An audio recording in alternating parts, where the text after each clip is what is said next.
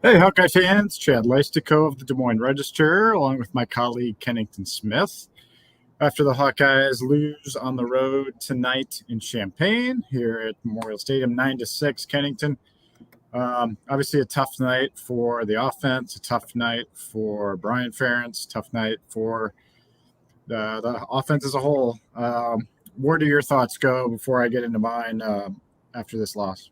Yeah, I mean, really just my initial thoughts go to the post-game presser. I think that going into the bye week and we looked at this season in two 6-game stretches, I think what we saw in the post-game presser and the emotion on Spencer Petras' face, Sam Laporta, Nico Ragaini, even Kirk Ferentz, his frustrations, I think it's kind of hit a boiling point. It's been 10 weeks, 4 weeks of fall camp, and then 6 weeks into the season. A lot of it has been focused on the offense, trying to tweak things, trying to work things out going into the year. And there were moments where we saw some things. I'm going back to the Kids Day scrimmage, but since the start of the season, it just seems like week by week, it's the results are kind of souring for the offense. And I think that tonight was kind of the culmination of all of that, where they started off really fast and it looked like the progress that they claimed to have made at the end of the Michigan game had carried over to this.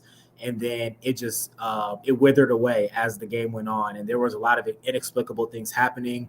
We're going to get into a lot of that as this podcast goes on. But there were just so many missed opportunities, so many negative plays, penalties, bad play calls. It was a little bit of everything that kind of derailed the offense. And I think it kind of boiled over a bit in the presser. And I think that there is going to be a lot of soul searching and a lot of questions going into the bye week. And at this point, there are just so few answers. So that's kind of where my initial thoughts lie, was just kind of like reading the reactions of everybody in the post-game presser and kind of the general vibe of the team right now, which obviously is not very positive, just looking at what's happened in the last few weeks and then considering what they have in 2 weeks going to Columbus against one of the hottest teams in the country. So I thought this was going to be a swing game for Iowa. You said the same, and it swung in the opposite direction. Yep. I would say, Kirk Ferentz definitely ended up being pretty defensive of his system, of his son as offensive coordinator. That was kind of the other theme of the post-game news conference that I'm sure a lot of people want to hear about and talk about. Kind of was a little bit, I felt, probably a quote he wants to have back. Would say like, we won 10 games last year. I'm not sure you're aware of that or something like that. I thought that was not a good look for him personally, off a fair question. And, he's not going to make a change with the offensive coordinator. Said Brian's a good coach and basically said he's not he's never been a guy that points fingers. They just go back and try to find solutions. So I guess, obviously not surprising whatsoever. But if there ever was a time I mean, it's not like he's going to make a change like on the spot. Like you can't expect him to say, yes, I'm firing my offensive coordinator. I don't care what it means to my relationship to myself. I mean, it's just like not realistic that was going to happen. But obviously that was diffused, put aside that like that's a ridiculous notion. That's not going to happen. So that's where that stands after the game for those that were not aware. Yeah, and I think that the frustrating part for the fans and where I want to take this is Iowa's offense is what it is. And firing anybody right now is not going to change what Iowa's offense is. And I would pose the question of, if you were to fire Brian, who would even be the offensive coordinator? There's not really any position on the team that has stood out to the point where, it's if the offensive line was blocking great and the running backs were getting off and the receivers and the quarterbacks couldn't get timing going, that would be one thing. But the offensive line isn't blocking well. The running game has struggled throughout the season. Receivers are struggling to get open. Spencer's having his own problems at quarterback. Every position on the offense is searching for answers in one way or another. And this isn't me saying that every offensive coach should be fired. It's not my place to call for anybody's job or anything like that. But the point is, this is what Iowa's offense is for this season. They're going to have to, limp to the finish line and try to make those incremental improvements until the end. And then at the end of the season, you can make those type of wholesale changes. Iowa cannot change their offense in 2 weeks. There's way too much to go into retooling an entire offense, adding new plays, new philosophies, new schemes, all of that to make some type of drastic change in the middle of the season. That time was at the end of last season. And Kirk decided to roll with the offensive staff. He said that he was betting on them. I said during the week on our Tuesday and Wednesday radio and podcast that was the end of the rope for the offensive staff this season, and doubling down on them. It has not worked. I think it is obvious to everybody that it has not worked. And at the end of the season, there will have to be some type of change made. But for the here and the now, this is what Iowa's offense is. And Kirk said it as much. He said, we are what we are, and we're just going to have to execute the scheme better. Are they going to be able to do that? It's hard for me to say that they will, just because the first 6 weeks have proven an inability to do so. So I think at this point, the question is, how does Iowa salvage what's left of the season, and what are they going to do in the offseason? Yeah, I mean, I don't even think anyone wants to even think about salvaging the season right now. I think people want to talk about 7 offensive touchdowns in 6 games. I think that the red zone play calling was terrible. I tweeted that. I don't know how you don't throw the ball across the line of scrimmage against Michigan last week, 2nd and goal or 2nd and 4 from the 6. And then this week, you get down to the red zone 3 times in the first half, 7 play calls. 4 of them went for negative yardage, 3 of them for 0 yardage. And there was 20 yards of penalties on top of that. It's the most ineffective red zone offense I've ever seen. And that is part offensive coordinator. That is play calling. I know there's an execution aspect to it, but you cannot trot out these plays and like that is a coaching thing. Like you're not putting your team in the best position to win. They had a chance to win this football game. Yeah. Despite the problems that the offense had, because the defense set them up. I mean, the offense had 1st and goal at the 5-yard line after Seth Benson's fumble recovery in the second quarter. And not long after, they were like outside the red zone and, barely got a field, kind of worked it back into the red zone to get a field goal. And then later that 9-yard negative play to Regaini, that pushed him out of the red zone, and Drew Stevens missed the field goal. I mean, it was like overthinking. You've got 2 great tight ends. You've got Sam Laporta and Luke Lachey. Laporta had over 100 yards receiving this game. Like, throw the ball, have them run around into the end zone where you actually throw the ball into the end zone. It was like, it just got like way too cute and just didn't work. And I'm so tired of second down runs at like 2nd and goal from the 5. Like every time Iowa throws incomplete, they run the next play. It just like clockwork. It's so predictable. And I think that's what people are frustrated. Everybody's frustrated about all that stuff. So it's not like anymore. It's not like, can you salvage the season? It's like, what, like, how can you even stomach this season the rest of the way? It's going to be an ugly ride these next 2 weeks. It's going to be an ugly ride in Columbus. They're going to beat Northwestern. So they're going to be what? 4-4 going into November. I mean, it'll be interesting to see how many people care by that point. Yeah, I think that I feel like the caring point, I feel like this was the game. Either Iowa wins and the fans are going to be invested. There's a chance at the Big Ten West title, no matter how ugly it might be, or lose. Yeah. You know what's going to happen in Columbus, and the season's going to spiral from there. And obviously, it's more of the latter. And it's really interesting that you bring up the 7 touchdowns in 6 games because, as you know, I do a post-game mailbag. So I've been getting a lot of questions tonight. And one of them really stuck out to me. And it said, shouldn't we give Illinois some credit? Are they not a decent team? And the answer to that is yes. But when you look at Iowa's 6 games in totality, 7 touchdowns, that is against an FCS opponent, one of the worst FBS teams in Nevada, 2 teams that are 500 in the FBS, Iowa State and Rutgers, the number 4 team in the country, Michigan, and a now 5-1 Illinois team. That is the full spectrum of difficulty of opponents, from FCS all the way to one of the best teams in the country, and it has not been effective pretty much in any of these games except for Nevada, which again is one of the worst teams, and they were situationally good against Rutgers, but it hasn't really carried over. So to say that Illinois did their job, that is true, but I mean, looking at it from the whole season, they haven't really executed well against anyone, and I think that's the frustrating part. And I really don't know where to kind of go from here. I mean, we can go in all different type of directions: offensive line, run game. Spencer Petras, the lack of tight end involvement, and Laporta was really the only thing that was working tonight. And I was surprised, especially in the red zone. You have a big body receiver, one of the better tight ends in the country. They didn't even target him or try to get him involved. Luke Lachey had a really good game against Michigan. I doubt he had a catch tonight. Let me look. He had one target.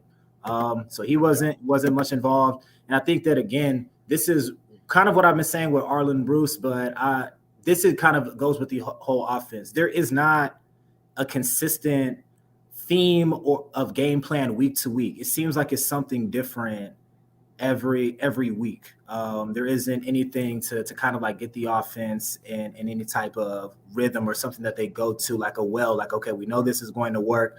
Let's continuously try to like go to this part and build the offense out from there. It seems to be a different game plan every week. So, we can keep talking offense. We could talk a little defense. Where do you think we should go from here? Do you want to answer fan questions? Let me just finish by saying, all these guys, you feel bad. You do feel bad for these players. I feel like the players are doing with the best with what they're given, and it's clear that the coaching is not good enough on offense. And this is Kirk Ferentz's offense. It's Brian Ferentz's offense. It's George Barnett's offensive line. It doesn't matter that they're third-year sophomores or second-year sophomores on the offensive line. Like they should be better than this. They should not be in this position. And to me, it's a failure in coaching more than the players. And I respect Petras very much for coming into the post game and saying what he did. I respect Noah Shannon and Jack Campbell for saying the defense wasn't good enough. I mean, they've allowed 5 opponents 10 points or less this season, and Iowa is 3-3. That's pretty telling at this point. I mean, the one thing you could criticize about the defense, and we're not, is they give up 200 rushing yards, but that was really Illinois' only offense after Iowa knocked out the starting quarterback, Tommy DeVito. So that's another reason they should have won this game and didn't. Here, I got one more thing before we go, and then we'll do 3-word headlines and we'll get out of here because I don't think if people want to listen to us gripe forever. But if Riley Moss, if that fumble had counted, that would have been – how would the narrative be different, would you say? Like, seriously, like that inch of a fraction of an elbow, because it was a really – great defensive play that did cause a fumble. He was laying on top of Wagner, right? It was Wagner. Yeah.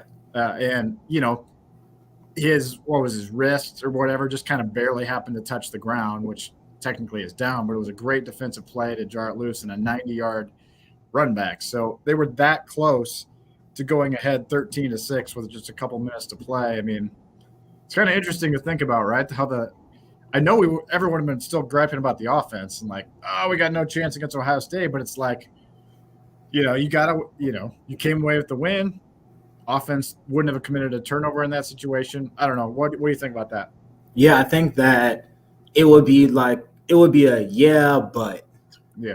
Yeah, Iowa won, but the offense, played really bad throughout the game. We don't know what's going to happen the rest of the way.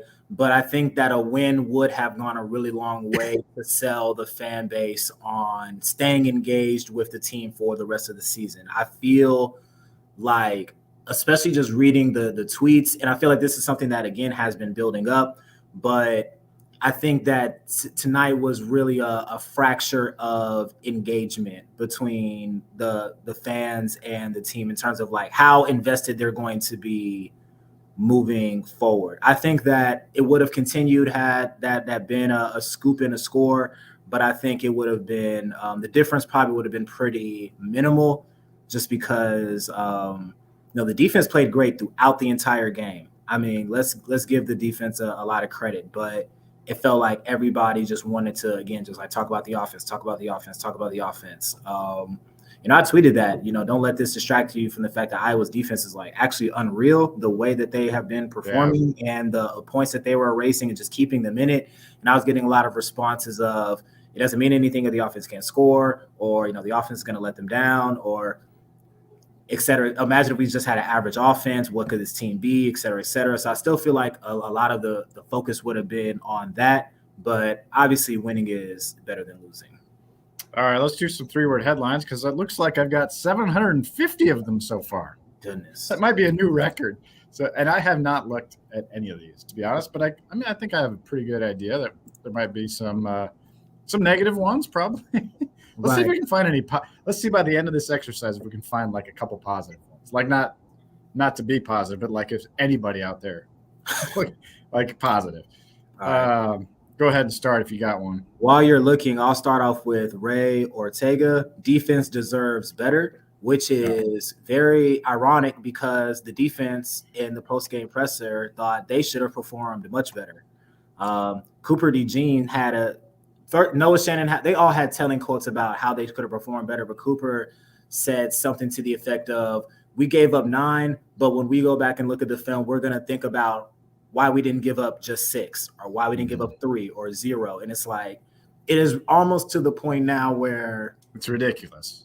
It's like anything more than a shutout, they are in danger of losing, which sounds crazy, but that is the reality for this year. So I'll start off with that. Very first one that pops up from a friend of mine, actually, Hawkeye Kevin, says, losing the base. Yeah, I sense a lot of fans retreating. I do. I mean, I think it's real. I do. I really do think it's real. I do too. And I think it's hard. We'll see. But I think it's going to be hard for this offense to do enough to win them back this year. So I think that's where this season is at. And that's why I say, can they salvage the season? That's just, I mean, maybe they'll win. Maybe they'll still go 7-5. I mean, but it's like your offense is broken though, and you got this great defense, right? Isn't that it? I mean, that's basically it. Yeah. I found a positive one. Okay. From Gabe Johnson, friend of the show. Detroit in December with the fingers crossed emoji. So for the last few weeks, Iowa's been projected for the Quick Lane Bowl, which is in Detroit the day after Christmas. So he's holding out optimism that Iowa can get to bowl eligibility and wrap up the season with a day after Christmas bowl game. So there's some optimism for you there. All right. Chris Cooper says Charlie was smart. Obviously, Charlie Jones on a team that has a much better chance to win the West than Iowa does right now. Lyle Muller, sky is falling. Mark Emmert, definition of insanity. That's a good one. That is a good one, Mark. Yeah, it's hard to argue. I mean, you really could make a change if you wanted to, because they've got John Budmeyer in place, who's basically the analyst who's helping these quarterbacks. You could make him instantly the offensive coordinator or pass game coordinator, whatever. You could do that right now. Iowa not choosing to do something like that at this point. Here, I have another positive-ish one, but this is like positive, backhanded compliment, kind of funny, from Blake Walker. Great teams cover. Iowa was +4. They covered. Yeah. So more optimism. If you bet on Iowa against the spread, you want some money tonight.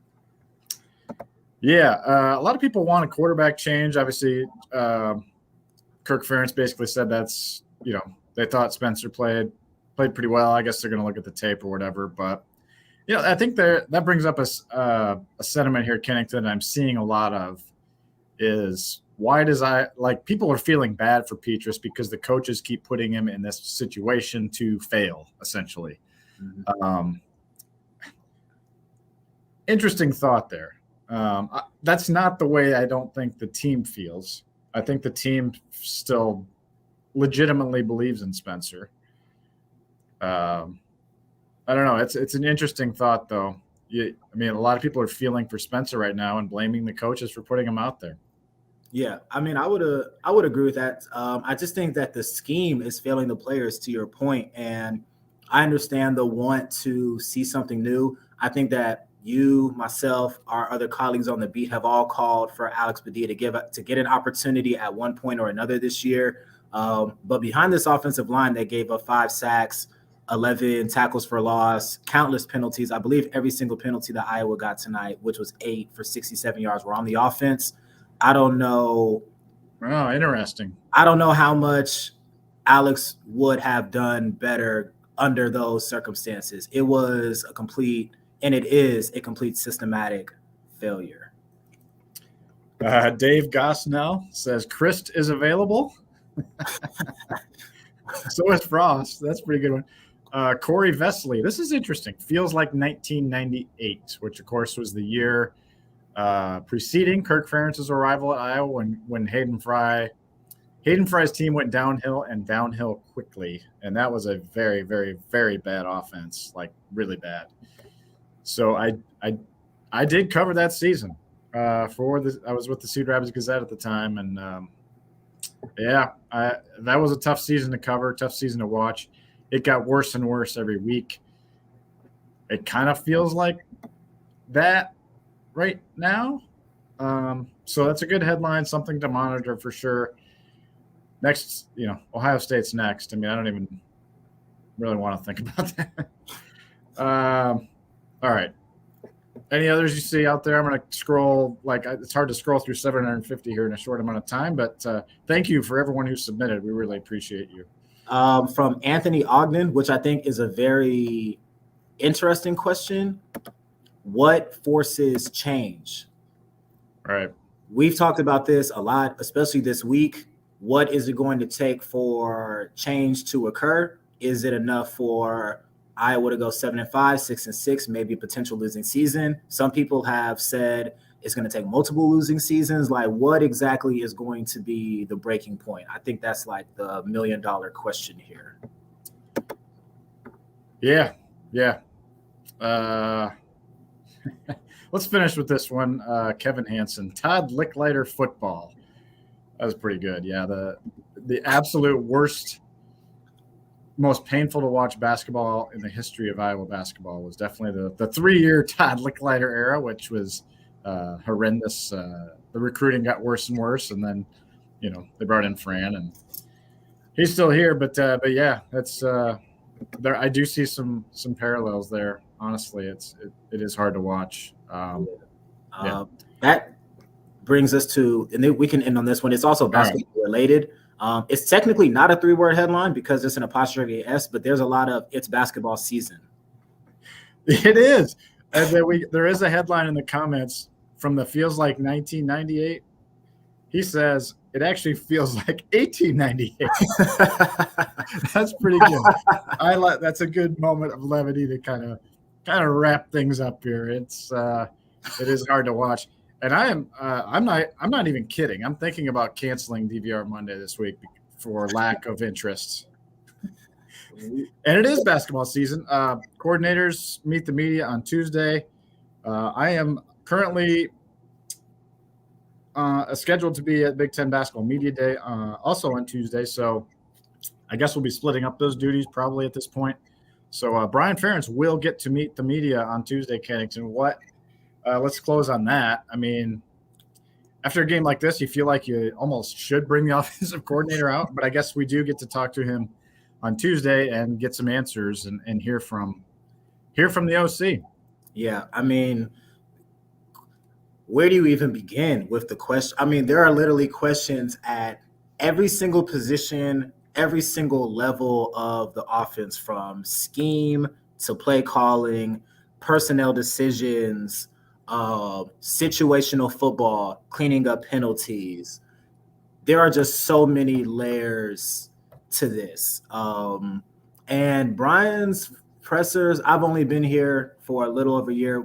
I've had a Brian presser maybe 2 or 3 times. They usually tend to be pretty long. I think this one is going to trend in that direction. I think there's just going to be questions flying from every which way. And it's very fitting that he's going to have his coordinator availability this upcoming week. It's coming at probably the worst possible time for him. I think you can make the case that this was the worst offensive performance of the year, all things considered. So he is going to be under a huge microscope on Tuesday. And, for the fans who have gotten on us as media members about asking the quote unquote tough questions, I don't think there's going to be any shortage of those on Tuesday. And if you think that hard questions are not being asked, I would suggest you go to hawkcentral.com and watch Kirk Ferentz's presser from tonight to kind of get you ready for what is potentially going to come on Tuesday. Thanks, Kennington. We need to hit the road here. I did want to answer one question in the chat before we let you go, because I apologize, I missed it. And it's a good one. When was the general vibe of the team this low? Was it 2014? It was bad. It was bad then. I feel like the locker room was a little more divided then, potentially, because of the quarterback situation, with CJ Beathard and Jake Rudock. I do not sense the team at all. I don't sense that from the team right now, folks. I sense it more from the outside. But so, for whatever that's worth, I don't know. We could talk ourselves in circles, but I guess we'll just leave it at that and just, I'm not really looking forward to going to Columbus. I'll be honest with you, Kennington. I guess we'll get to see the stadium, but I don't even know what to expect. I mean, didn't CJ Stroud throw for 1 million yards today? For 6 touchdowns today. I put this in my instant analysis. Iowa has scored 7 touchdowns in 6 games. Ohio State had 7 touchdowns today. Let's just keep that in. Let's just keep this. Keep that in your mind. Exactly. We don't. We could say more. Let's just say less. All right. Well, thank you to those that joined us. We really appreciate it. We're trying our best to get you answers, trying to pinpoint what's wrong, trying to ask good questions, get good information. But just appreciate you sticking along. Please keep reading our coverage at hawkcentral.com. I'll have a column in the morning. Kennington's got his mailbag coming. My thoughts are up. And of course, we'll be back with you this week. It might be a weird week since we're going to be separated on Tuesday, but we'll be with you, and we'll keep you going through this the best we can. For Kennington Smith, Chad Leistikow of the Des Moines Register saying so long and good night.